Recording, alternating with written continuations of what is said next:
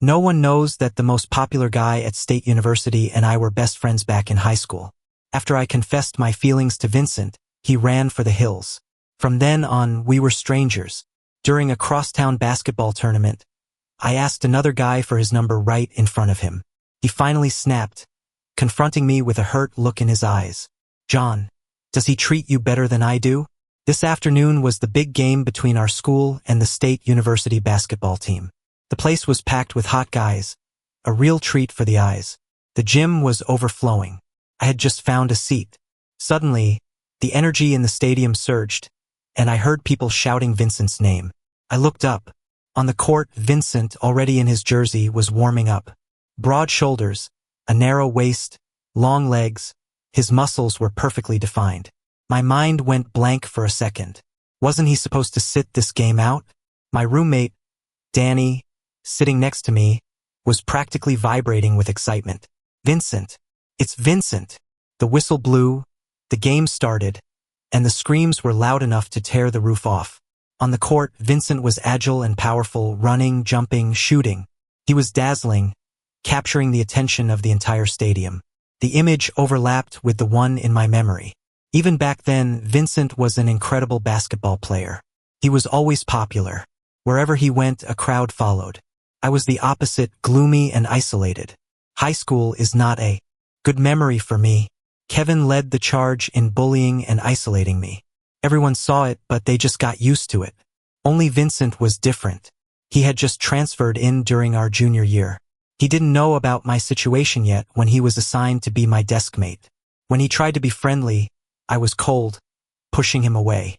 I had long since told myself I didn't need friends. Vincent didn't care. He kept trying to talk to me, patient and good-natured every time. He tapped a math problem on my test paper, marked with a red X. "John, do you know how to solve this one?" He looked so pitiful with his brow furrowed in frustration. I thought for a moment, then scribbled the solution on a piece of scratch paper and pushed it toward him. After Vincent looked at it, his eyes crinkled into a smile, little specks of light dancing in them. "Wow, John, you're a genius." I looked down, flustered, feeling for a split second like I'd been burned by the light. After the first time, there was a second and then countless more. Wrong test questions became our only way of communicating. I gradually started to look forward to him talking to me, but that wasn't right. When Kevin heard I had a new desk mate and that we were getting along, he couldn't stand it. He and his cronies were waiting for me in the alley I always took home from school. Seeing him, my nerves tensed on instinct, and the old wounds on my body began to ache. Kevin asked nonchalantly, "Heard you got a new desk mate. How's that going?" I didn't say anything. He walked up to me, annoyed by my silence, and started slapping my face. Then he sneered, "You little murderer. I fucking asked you a question. How can the son of a murderer have any friends?" After a few slaps, my face was stinging, bringing back some bad memories. I regretted ever talking to Vincent, because nothing good ever happened to people who got involved with me. The suffocating atmosphere was unexpectedly broken by an intruder. Vincent glanced at Kevin and his friends, then walked right over to me and put a notebook in my backpack. "Want to walk home together?" he asked. I looked down and, in a panic, gave him a shove. "No, just go." Kevin laughed cruelly and blocked Vincent's path. "Hey, don't go. Let's all have a chat." The others looked on, eager for a show. Kevin deliberately asked Vincent, "Do you know his story?" Vincent's expression was calm. "I've heard things." I clenched my fists. Kevin took a drag from his cigarette and grinned. "It's pretty bad luck being desk mates with the son of a murderer." Vincent frowned. "The mistakes his parents made have nothing to do with him." Kevin's face darkened, his anger simmering. He forced a smile. "Ha! Nothing to do with him? Do you know his mom was a shameless widow who went around seducing men and wrecking families? Not only that, she even killed someone. Shouldn't he have to pay for his mother's sins?" I shot my head up and glared at Kevin, refuting him word by word. "My mom did not seduce your dad." My words were like a lit match, instantly igniting Kevin's fury. He punched me in the gut and raged. "Say that again, you motherfucker." I clutched my stomach, dry heaving in pain, but repeated myself in a hoarse voice. On this matter, as long as I was alive, I would not yield an inch. My mom was innocent. The truth had been maliciously twisted and spread. The rumors became sharp knives that sliced my mother to death. A victim acting in self-defense was turned into a murderer. A rapist was turned into an innocent victim. She was just protecting herself. She could have survived. Vincent grabbed Kevin's fist. Kevin glared at him viciously. "Get out of the way, or I'll beat the shit out of you." 2. I yelled at Vincent, "Go. This has nothing to do with you." He didn't move. "It does. He's bullying my deskmate." I froze. Kevin must have lost it, his eyes bloodshot as he stared at Vincent. He was used to getting his way at school, throwing his family's weight around. No one ever dared to challenge him. He sneered at Vincent. "Let's see how tough you really are." Then a flurry of fists and feet came at us. As it turned out, Vincent was pretty damn tough. We were both lying on the ground, but he still had the energy to shout at Kevin's retreating back. "So, am I tough enough for you?" I struggled to sit up and slapped a hand over his mouth, terrified Kevin and his buddies would hear and come back to finish the job. Vincent sucked in a sharp breath of air. I sheepishly pulled my hand back. "Sorry. Have they always bullied you like this? Why don't you go to the teachers or the police?" I had a long time ago, but their response was always the same. They'd put on a show and then try to smooth things over. It was as if I was the one being unreasonable and causing trouble. After that, Kevin looked down at me and sneered, "It's useless, you little murderer." So I stopped trying. The whole world was on his side. I didn't want to answer, so I changed the subject. Wincing in pain, I turned my head and asked him, "Are we really close enough for you to get beat up for me?" "We are now." Under the dim yellow streetlights, our two shadows leaned against each other, stretched long. Vincent grimaced. "This is the worst beating I've ever taken in my life." "Then why'd you play the hero? What kind of man just stands by and does nothing?" Vincent mumbled. This man was currently black and blue, a sight both pitiful and hilarious. I couldn't help but smile. He smiled back. Vincent insisted on seeing his good deed through to the end, walking me all the way to my apartment building. I hesitated for a moment, then said, "Do you want to come up so I can patch you up?" He followed me upstairs. In the cramped hallway, the door and walls were splashed with red paint, with words like "murderer" and "a life for a life" scrawled across them. His eyes widened slightly as he took it all in. I tried to sound casual. "Pretty scary, right?" Vincent just shook his head gently. I opened the door and gestured for him to come inside. The furniture had been smashed several times and was in shambles. Vincent sat on a creaky chair, his lips pressed together, silent. I disinfected and bandaged his cuts. Before he left, Vincent asked me, "Can we walk home together tomorrow after school?" My heart skipped a beat. Getting addicted to playing the hero? Vincent smiled. "Yep. The truth is, I could handle it on my own. I didn't need pity, and I certainly wasn't hoping for someone to save me from my hell." When the final bell rang, Vincent politely turned down offers from other people, announcing with a broad smile, "From now on, John and I are walking home together." I stopped writing and stared at him, a swelling feeling in my chest. Vincent turned back and saw me looking. "You done?" I shook my head. "You don't have to wait for me. You can go ahead." Vincent waved it off. "It's fine, I'll wait." He was so patient. I finally gave in and resignedly packed my books. We walked together through the long alley and reached my building. He followed me upstairs. I asked, amused, "A hero doesn't have to go this far, does he?" Vincent grinned. "Yes, he does." He stopped at my door and pulled a can of spray paint from his bulging backpack. He started spraying over the blood-red murderer painted on the wall. I just stared at him, stunned. He pushed a can into my hand, his eyes crinkling. Together, his backpack was full of spray paint, all different colors. I looked at the brilliant colors on the wall, just like Vincent himself, who had forcefully burst into my gray life. Vincent always knew how to make me lower my guard. Time and again, he made me break my own rules, letting him get closer. I got used to having him around, used to his company. So when I heard someone say that Sarah was confessing her feelings to him, I unconsciously followed. Under a tall sycamore tree, Sarah stood in front of Vincent, her cheeks flushed. A handsome guy and a beautiful girl. The sight was jarring to me, and a restless anxiety urged me to go over and break them apart.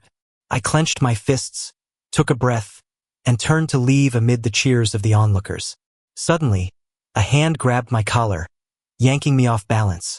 I looked up and, after a few seconds of stunned recognition, glanced over at Vincent in the distance. I smirked and said, "Long time no see." Kevin had vanished for a while after our last encounter. I later found out that the school, which had always turned a blind eye to his behavior, had ordered him to take a leave of absence the day after they learned Vincent had been bullied. Such swift action was a courtesy I had never been afforded. Stung, Kevin threw a punch at me. I didn't dodge. The people around us gasped and scattered. He muttered darkly, "You're pretty pleased with yourself, aren't you?" I pressed my tongue against my numb cheek, glanced again in Vincent's direction, and gave Kevin a provocative little smile. Not enough. It still wasn't enough. Kevin's eyes were red with fury. No one dared to step in. Lying on the ground, I squinted and saw someone step in front of me, tall and straight, like a wall protecting me from the wind and rain. It was a despicable thing to do. I hated myself for it, but I couldn't help feeling happy and satisfied. Vincent picked me up piggyback style and started walking, complaining irritably, "Why didn't you call me when Kevin was hitting you? Why did you just stand there and let him beat you up?" I tightened my arms around his neck, nestled against his back, and answered softly, "Weren't you busy with Sarah confessing to you?" Vincent stopped walking. A wave of panic hit me. I tried to sound casual as I asked, "Did you say yes to her?" I felt like a drowning person, terrified the driftwood I was clinging to would be snatched away at any moment. He asked, amused, "What do you think?" "No." I turned my head away and answered against my will, "I don't know." Sarah was a great girl, pretty, pure, an excellent student. She had a gentle personality and a soft way of speaking. A lot of guys had crushes on her. She was a good match for Vincent. They would date, get into their dream colleges together, get married, and have kids. I pressed a hand to my chest, where a relentless, aching sourness was spreading. Vincent saw me as he came back with the medicine. "Is your chest bothering you?" he asked with concern. I nodded weakly. The thought of them becoming a couple made my heart feel like it was splitting apart. It wasn't normal. Vincent frowned. "I'll get you excused from class. We're going to the hospital." At the hospital, he never left my side, from registration to the doctor's appointment. The results came back. My heart was fine, healthy, and strong. I was just a little run down. On the way back, Vincent reminded me, "Don't ignore it. If your chest hurts again, we'll go back to the doctor." I figured out why my chest hurt before it happened again. It was because of a dream. In the dream, someone held me, their lips meeting mine in a soft, lingering kiss. When I saw the person's face, I woke with a start, drenched in sweat, my heart pounding in panic. The reason was that I was in love with Vincent. I didn't know how to face him, how to face this twisted, abnormal feeling. Instinctively, I retreated back into my hard shell, avoiding him. I naively thought that if I just kept my distance, the feeling would disappear. At first, it withered and whimpered. But then, desperate for his presence, it came roaring back, growing wilder than before. On the way home, Vincent asked me, "Has Kevin been secretly bothering you again?" I shook my head. Kevin hadn't bothered me for a long time. Well, he had, but it was just harmless verbal insults. "Then why have you been acting so weird lately?" he asked. "Are you hiding something from me?" My heart skipped a beat. I looked away, flustered, and denied it. Vincent saw right through me. He put an arm around my shoulders and turned my face toward him. "Out with it. Confession is good for the soul." Struggled against his arm, yelling in a panic, "Let me go." He tightened his grip, annoyed, practically throwing his whole body against me to hold me in place. Too close. I held my breath, terrified he would hear my frantic, pounding heart. My face flushed red. "Vincent, let go of me," I shouted. While he was stunned, I quickly broke free and pushed him away. I was breathing heavily. Vincent looked at me, bewildered, not expecting such a strong reaction. His voice was a little dejected. "Fine, I won't ask. I don't like people touching me," I blurted out. I regretted it the second I said it. As I expected, his expression was hurt. Before I could explain, he forced a smile. "You're home. Go on up." It was the first time he didn't walk me upstairs, just to the entrance of the building. I watched his retreating figure, my fists clenched, then turned and went inside. After that, the relationship between Vincent and me became delicate. It wasn't quite the silent treatment. We just didn't talk much. But he still walked me home every day. I thought about apologizing, telling him that I didn't hate his touch, that I actually liked it, but I was afraid he'd discover the feelings I was hiding. I'd rather he misunderstand. At least then, we were still friends. At the front of the classroom, our teacher announced the dates for winter break. The class erupted in excitement. I silently counted the days. 22. For the next 22 days, I wouldn't see Vincent. The week before New Year's Eve, I found a skinny little calico cat downstairs. Her belly was flat, and she trotted right up to me, begging for food with a pitiful look. I went to a nearby convenience store, bought a pack of sausages, and fed them to her. Then I asked if she wanted to come home with me. She tilted her head, as if she understood, and followed me upstairs with her tail held high. I named her Eve, took a bunch of photos, and after carefully selecting the best ones, sent them to Vincent. I told him I had a cat now. Vincent didn't reply. I knew he was busy during winter break and didn't have time to look at his phone. But I wanted to share it with him, to fight for some small sense of existence in his world. Once winter break started, he disappeared from my life. I was back to how I was before. When I missed him, I'd scroll through his social feed.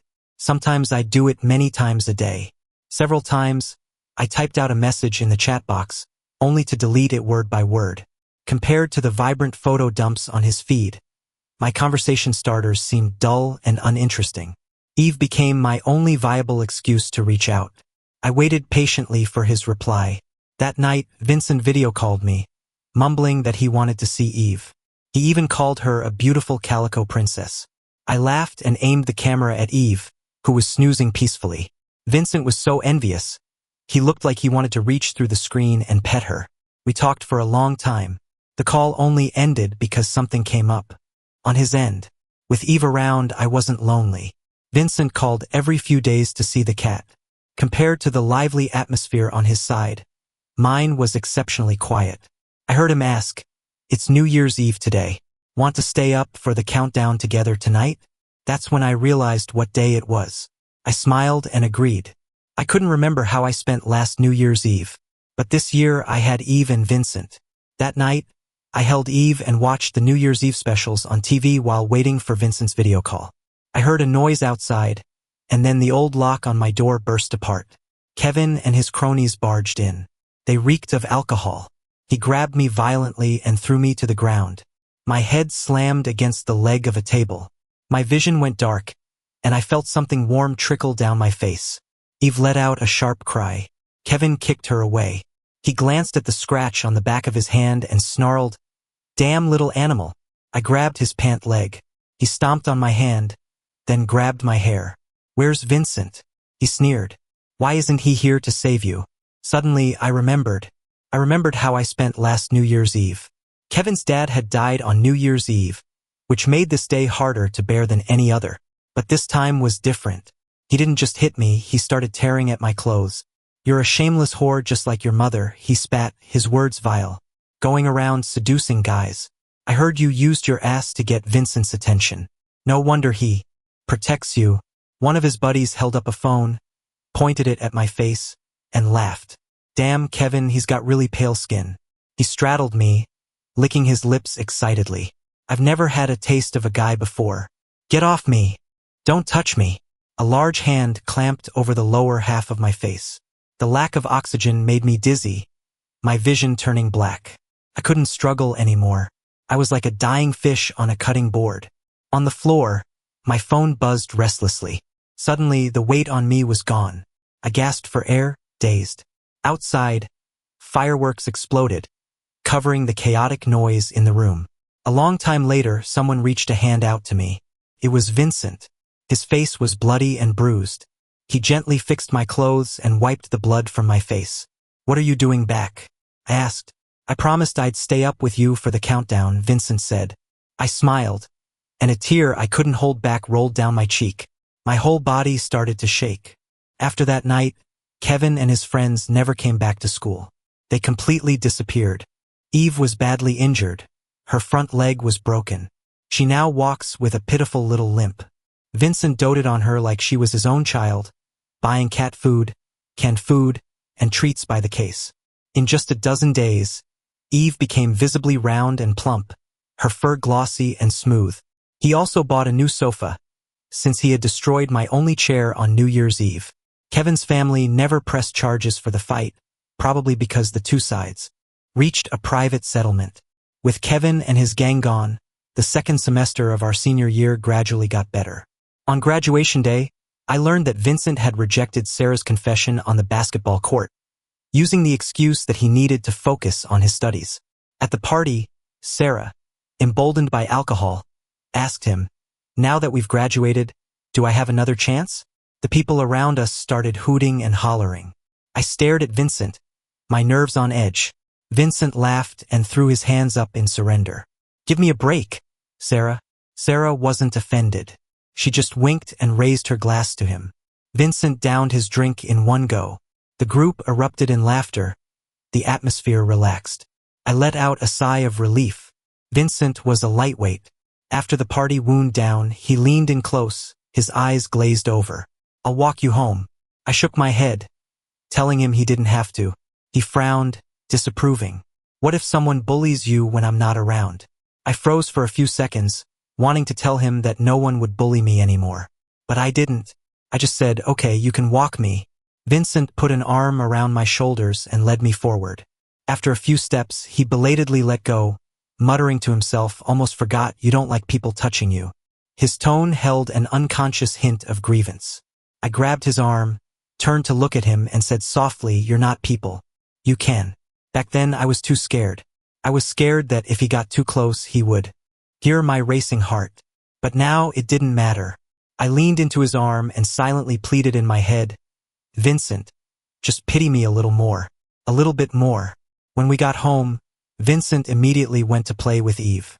Smelling the alcohol on him, Eve turned her nose up, sneezed, and ran away. Vincent tried to tempt her with a treat stick. I followed a recipe online and made a not-so-successful sober-up soup. When I brought it out, Vincent had fallen asleep on the sofa with Eve curled up on his lap. The boy and his cat. I went closer and called his name a few times, but there was no response. The room was quiet. I looked down at him. The alcohol must have hit him hard. On a devilish impulse, I leaned down and touched his lips. They were soft. A secret desire inside me was soothed. Vincent's eyes slowly opened. My brain exploded with a whoosh, completely blank. How did I fall asleep? Vincent's expression was one of undisguised shock. He tried to act calm and quickly stood up, but he stumbled over Eve. I reached out to steady him, but he dodged my hand. I pulled my hand back and clenched it into a fist, a bleak smile on my face. "Sorry for liking you without your permission. It's disgusting, right?" Vincent froze, looking at me at a loss. He stammered, "John, I'm not into guys. I know. I just wanted to tell you. I should go." Vincent looked almost pathetic as he fled. Actually, I had never planned on telling him. This feeling should have been buried in my heart forever. But he was just too good, and I couldn't bear the thought of letting someone so good go to someone else. The moment I said it, I was making a bet. I was betting that Vincent wouldn't be able to let me go, that I was special. But I lost everything.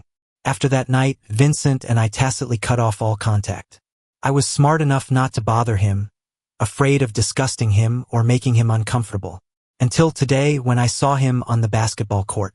On the court, a team in blue jerseys and a team in black jerseys were locked in a fierce battle. Honestly, I wasn't a huge basketball fan, but Vincent loved it. A beautiful jump shot. Vincent pulled up his jersey to wipe away his sweat, revealing a set of well-defined abs that sent a wave of screams through the girls in the stands. My roommate Danny grabbed my arm, screaming along with them in excitement, Vincent!" I sucked in a breath of cool air and reminded him we go to city you, a traitor in our midst. Danny giggled and defended himself. "It's not my fault Vincent's so hot." He lowered his voice. "Did you see his abs? A full 8-pack. I tugged his sleeve. "Keep it down," I whispered. "You straight guys don't get it," Danny whispered back. "He's a total dreamboat. It's unfairly attractive." I gently reminded him he's probably not into guys. "That's fine. I'm just appreciating his looks from a distance. He's a god, meant to be admired from afar." The game ended with State University winning.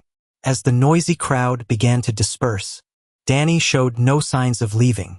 He tugged on my sleeve, motioned toward a guy in a black jersey on the court, and shyly handed me his phone. "John, help me." A classic case of being all talk and no action. The guy was from State U, which meant Vincent was right there with them. "John, please." Steeling myself, I took the phone as Danny's face lit up with a grin. I took a deep breath, walked straight up to the guy without looking at anyone else, and said, "Excuse me, my roommate was hoping to ask you some questions about computer software. Would it be okay to add you on WhatsApp?" The guy's eyes widened. He pointed at himself uncertainly. "Me? Are you sure you don't want Vincent's contact?" I nodded and repeated, "Is it okay?" I felt a familiar gaze on me, and my heart began to pound. The guy snapped out of it, his face flushing red as he fumbled for his phone. Yeah, of course." I heard the ding of a successful connection. I secretly breathed a sigh of relief and thanked him politely. Out of the corner of my eye, I saw Vincent staring at me, his face expressionless. I walked away quickly, hearing their teammates start to tease the guy. Danny threw himself at me excitedly. "John, I love you." I dodged him. "Hope it works out for you." After a thought, I added, "But he seems pretty straight." Danny clutched his phone and mumbled, "Don't worry. My gaydar tells me he's definitely not." I didn't pursue the topic. Over the next few days, Danny and the guy were inseparable from their phones, chatting up a storm. I chuckled and opened my messaging app, surprised to find a message from Vincent. "Vincent, here are some books you should check out. If you have any questions, you can ask me." I stared at it, stunned. We hadn't spoken in 6 months, and the first thing he does is send me a list of books on computer software. I typed back, confused, "Did you send this to the wrong person?" The typing indicator appeared on his end. A long time passed, but no message came. Disappointed, I closed the app. He probably did send it by mistake. Danny called out to me, his face glowing with excitement. "John, wanna go hiking for the long weekend?" Sam invited me. It's a 3-day, 2-night trip. I shook my head and declined with a smile. "No thanks, I don't want to be a third wheel." Danny hopped off his bed, grabbed my arm, and pleaded, "It's not just me and him. Other people are going too. Come on, John. Please. I'll be nervous and scared if I go alone." I made an excuse. "I'm not feeling well." Hearing that, Danny's expression turned worried. "You do look a little pale. What's wrong? Maybe I shouldn't go tomorrow and take you to the hospital instead?" "No, it's fine. I just need to rest in the dorm." As it turns out, lying has consequences. The next day, Danny was still worried. "John, I should probably stay and take care of you. It's a big group, they won't miss me." I gave him a weak smile and urged him on. "It's just a cold. I'll be fine on my own." Danny left, looking back every 3 steps and reminding me again and again, "Call me if you need anything." After seeing him off, the dorm room was empty. My other 2 roommates had already gone home for the break. I lay in bed, feeling awful, my mind hazy. I vaguely heard someone calling my name. Something was put in my mouth. The bitter taste was a shock to my system. It forced my eyes open. The second I saw Vincent, my eyes welled up. "Vincent," I whispered. I must be delirious with fever to be seeing him. Vincent just showed me his back. I was heartbroken. Tears started to fall. Even in my dreams, he wanted nothing to do with me. But then the retreating figure of Vincent turned around and came back. He reached out and wiped away my tears. "Why are you crying? Do you want to go to the hospital?" The tears fell even faster. I cried until I could barely breathe. It scared him, and he fumbled to comfort me. When I finally came to my senses, I wanted to dig a hole and crawl into it. He asked, amused, "I never realized you were such a crybaby. Why are you here?" I asked, my voice thick. "Your roommate asked me to take care of you." I mumbled a quiet "oh." Sure enough, I found a message from Danny on my phone. "Open your mouth." I obediently opened my mouth and held the thermometer under my tongue. Vincent took it out and checked the temperature, his expression relaxing. "It's gone down." I took some fever medicine. He picked up the opened packet of stomach medicine and sneered, grinding his back teeth. "Fever medicine? If I'd been a minute later, you would have burned yourself into an idiot." I looked down, guilty. "Thank you." My stomach let out an embarrassing growl. "I'll go get you some kanji," Vincent said, I'll go with you, I said quickly. I've been lying in bed all day. I struggled to sit up, but my limbs felt like jelly, and my fingers had no strength. Vincent saw my predicament, brought me my clothes, and helped me change, whispering, "How did you get so thin?" I didn't hear him clearly. "What?" He knelt down and put on my socks and shoes for me. I sat on the edge of the bed, embarrassed. "Can you walk on your own?" I nodded confidently, but when my feet touched the floor, my legs gave out, and I pitched forward. I fell into a broad, strong embrace. I could hear the powerful, steady beat of his heart against his chest. Vincent looked down at me. "Scared stiff? Why aren't you moving?" I shook my head and pushed myself up to create some distance. Before we left, Vincent wrapped a scarf around my neck, put a hat on my head, and pulled gloves onto my hands, leaving only my eyes exposed. I blinked at him. Isn't this a little much? This was the first time his concern felt too heavy. Vincent was very satisfied with his work. "It's cold outside," he stated. He reached out and took my hand. Outside, the sky had turned completely dark, and a cold wind was blowing through the streets. Vincent held my hand and walked slowly. I felt like I was soaking in a hot bath, warm all over. He found a small restaurant and ordered clay pot congee and a few light side dishes. There was a small interruption. A girl came over to ask for my number. Before I could say anything, Vincent politely refused for me. Unexpectedly, the girl turned to him. "If he won't give it, can I have yours, handsome?" "No," I blurted out. The girl said "oh" with a knowing look, her eyes darting between us. She smiled. "My mistake. Sorry to bother you." And with that, she left. I opened my mouth, then closed it, saying awkwardly, "I think she misunderstood." "Misunderstood what?" I sighed, not daring to look at him, and explained in a small voice, "She probably thought we were a couple." I stirred the congee in my bowl over and over. Vincent's expression was calm. "Stop stirring. Eat it while it's hot."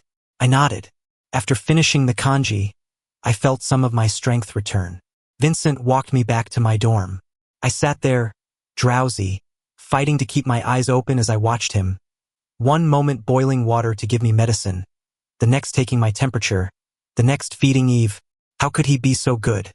The thought that he would one day be this good to someone else made me unconsciously press my hand to my chest. It hurt.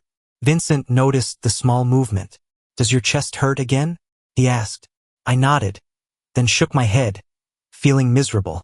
I turned away to hide my face, sniffled, and told him, "Don't be so good to me. I'm afraid I'll start getting ideas again. I was just getting used to a life without you." Vincent laughed, but it was tinged with anger. "John, is it wrong for me to be good to you?" My eyes turned red. "Yes. When you're sick, you become fragile both physically and emotionally." Using my illness as a shield, all my emotions came pouring out.